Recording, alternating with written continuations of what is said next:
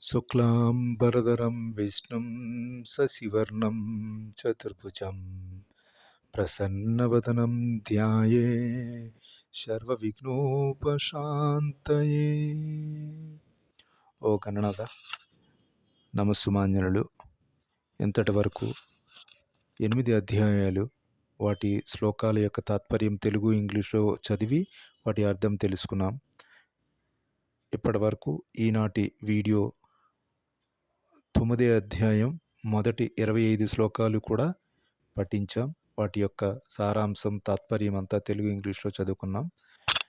ఈరోజు 26వ శ్లోకం నుంచి 34వ శ్లోకం 9వ అధ్యాయం పరమగుహ్య జ్ఞానం అనే ఈ అధ్యాయంలో మిగిలినవి ఈ 26 నుంచి 34 శ్లోకాల వరకు పఠిద్దాం. నమస్సుమాంజలి. మొదటగా 26వ శ్లోకం.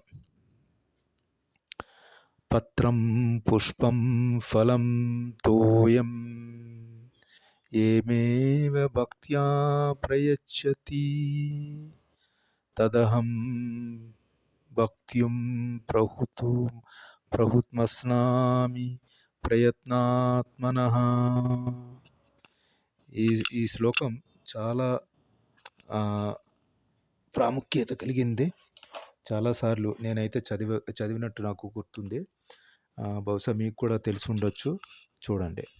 ఎవరైనాను నాకు ప్రేమతో కానీ, భక్తితో కానీ, పత్రమును కానీ, పుష్పమును కానీ, ఫలమును కానీ, బలమును కానీ అర్పించినచో దానిని నేను స్వీకరింతును.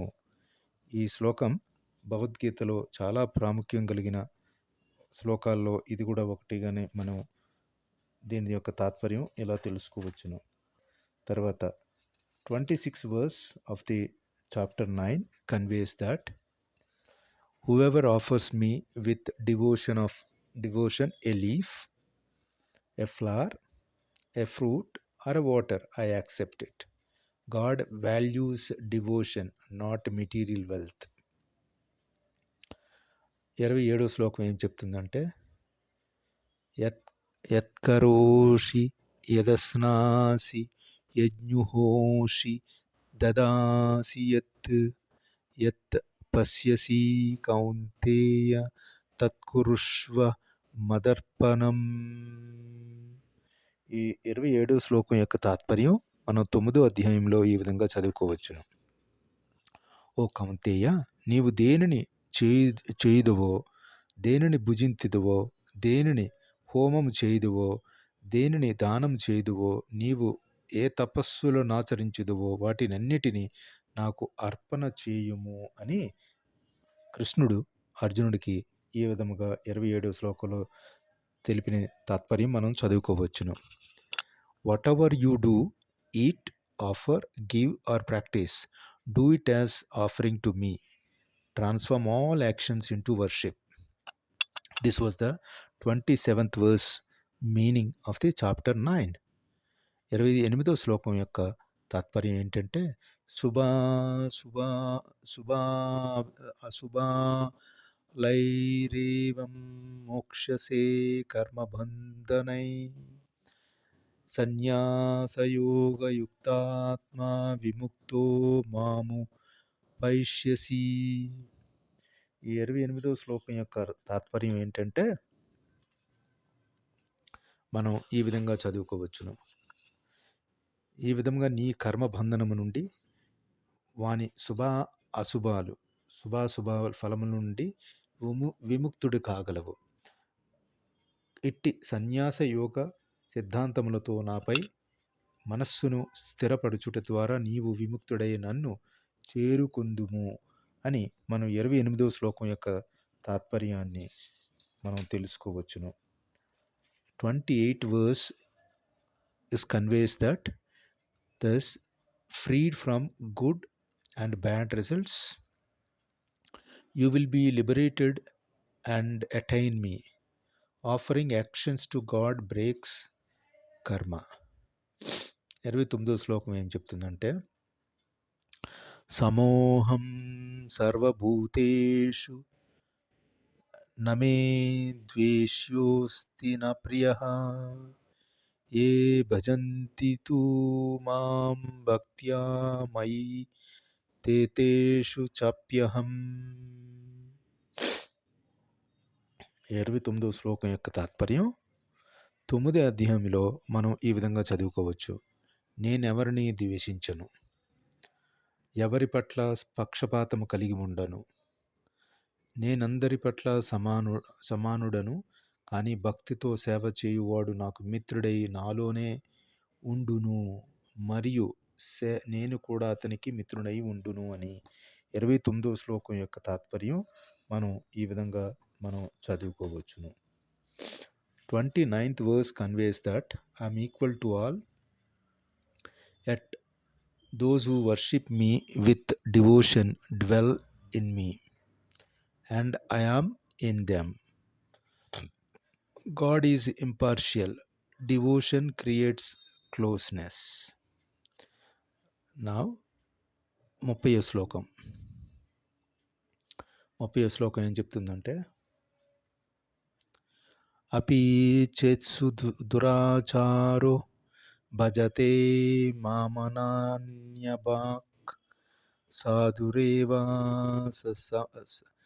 రేవస మంతవ్యః సమ్యగ్వా వసితో హి సహ. ఈ 30వ శ్లోకం యొక్క తాత్పర్యం మనం చక్కగా ఈ విధంగా చదువుకోవచ్చును. మిక్కిలి హేయమైన కార్యము ననుసరించినప్పటికీ ఒకడు భక్తియుక్త సేవలో నెలకొని ఉన్నచో అతడు తన సంకల్పమును స్థిరనిచ్చుడై ఉన్నందున అతడిని సాధువుగానే పరిగణించవలను అని మనం 30వ శ్లోకం యొక్క తాత్పర్యం ఈ విధంగా మనం తెలుసుకోవచ్చును. 30 verse of 30 chapter 9 is talking about that even if a person of a bad conduct worships me exclusively, he should be regarded as a righteous. Sincere devotion transforms the character. ఇక 31వ శ్లోకం ఏం చెప్తుందంటే, క్షిప్రం భవతి ధర్మాత్మా సస్వచ్ఛాంతి నిగచ్చతి కౌంతేయ ప్రతిజానీహి నమేవ భక్తః ప్రణశ్యతి. ఈ 31వ శ్లోకం యొక్క తాత్పర్యం 9వ అధ్యాయంలో మనం పరమగుహ్య జ్ఞానం అనే అధ్యాయంలో ఈ విధంగా చదువుకోవచ్చు. అతడు శీఘ్రమే ధర్మాత్ముడై శాశ్వతమైన శాంతిని పొందును. ఓ కౌంతేయ, నా భక్తుడెన్నడూను నశింపడని ధైర్యముగా ప్రకటింపము అని మనం 31వ శ్లోకం యొక్క తాత్పర్యాన్ని ఈ విధంగా చదువుకోవచ్చును. 31 verse of 31, he soon becomes virtuous and attains lasting peace. Declare boldly, my devotee never perish, and God guarantees protection to devotees. ఇక 32వ శ్లోకం మనం ఈ విధంగా చదువుకోవచ్చు. మాం హి పార్థ వ్యపాశ్రిత్యా ఏపి స్యుః పాపయోనః స్త్రియో వైశ్యస్తదా శూద్రాస్తేపి యాంతి పరాం గతిం. ఈ 32వ శ్లోకం యొక్క తాత్పర్యం ఏంటంటే, ఓ పార్థ, నన్ను ఆశ్రయించిన వారు ఆత్మ జన్మలకు చెందిన స్త్రీలు, వైశ్యులు, శూద్రులు అయినప్పటికీ పరమగతిని పొందుగలుగుదురు అని 32వ శ్లోకం యొక్క తాత్పర్యాన్ని మనం చక్కగా విశ్లేషించుకోవచ్చును.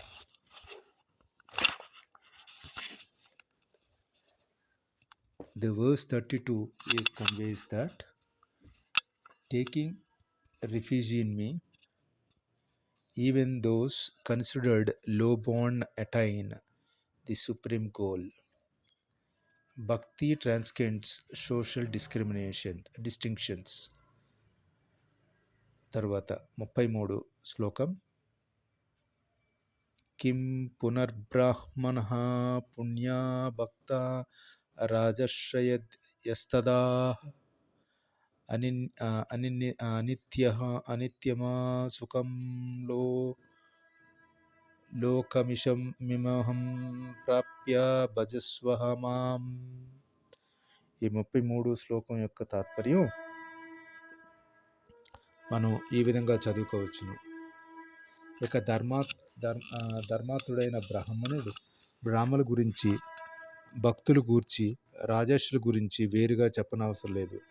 అందుచేతనే అనిత్యము దుఃఖపూరితమైన ఈ లోకమునకు వచ్చి ఉన్నందున నా ప్రేమయుక్త సేవలో నెలకొనును అని 33వ శ్లోకం యొక్క మనం తాత్పర్యం ఈ విధంగా చదువుకోవచ్చును.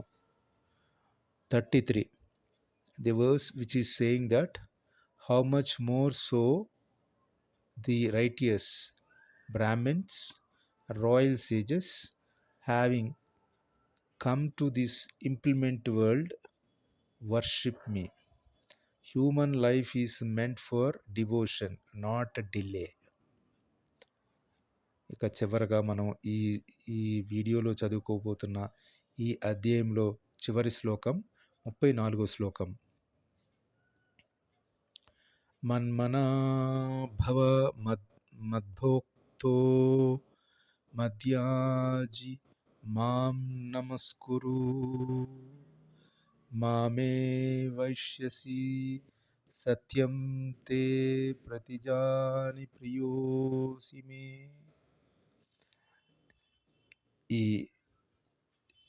ఈ అధ్యాయంలో 9వ అధ్యాయంలో చివరి శ్లోకంగా మనం చదువుకోబోతున్న ఈ 34వ శ్లోకం యొక్క తాత్పర్యం ఏంటంటే, నీ మనస్సును సదా నన్ను గూర్చిన చింతనలోనే నిమగ్నం చేయము. నా భక్తుడు కమ్ము, నాకు నమస్కరింపుము, నన్ను పూజింపుము. ఈ విధముగా నీవు నాయందే సంపూర్ణమగ్నుడవై తప్పక నన్ను చేరుకుందువు అని ఈ 34వ శ్లోకం యొక్క తాత్పర్యాన్ని చదువుకుంటూ, అదేవిధంగా మనం ఈ శ్రీమద్భాగవతంలోని పరమగుహ్య జ్ఞానము అను 9వ అధ్యాయమును భక్తి వేదాంత భాష్యము మనం సమాప్తం చేసుకుందాము. భగవద్గీతలో 7, 8 అధ్యాయములలో ఊహాకల్పిత జ్ఞానమునకు, యోగముకు, కామ్యకర్మములను అతీతమైన శుద్ధ భక్తియుక్త సేవ స్పష్టంగా వివరించును. పూర్తిగా పవిత్రులు కాని వారు భగవంతుని ఇతర తత్వములైన నిరాకార బ్రహ్మజ్యోతి మరియు పరమాత్మ వైపునకు ఆకర్షితులైలరని, శుద్ధ భక్తుడు మాత్రము దేవాది దేవునికి ప్రత్యక్ష సేవనే అంగీకరించునని మనం ఈ శ్లోకం ద్వారా మనం తెలుసుకోవచ్చును.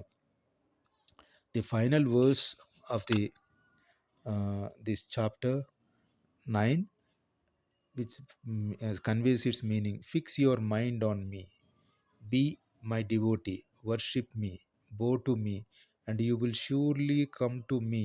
I promise, for you are dear to me. The essence of the chapter 9, loving devotion lands directly to God. Prepare a chapter-wise bhakti. Loving devotion is a simple, inclusive and powerful and guarantees the liberation. ఇంతటితో మనం ఈ 9వ అధ్యాయం యొక్క అన్ని శ్లోకాలు చదివి వాటి అర్థం తెలుగు, ఇంగ్లీష్లో చదువుకున్నందుకు గణనాథ నమస్సుమాంజలి కల్పిస్తూ, సర్వే జనా సుఖినో భవంతు, సర్వ సమస్త సమ్మంగళాని తంతు, అసతో మా సద్గమయ, తమసో మా జ్యోతిర్గమయ, మృత్యోర్మామృతంగమయ. ఓం శాంతి శాంతి. స్వస్తి.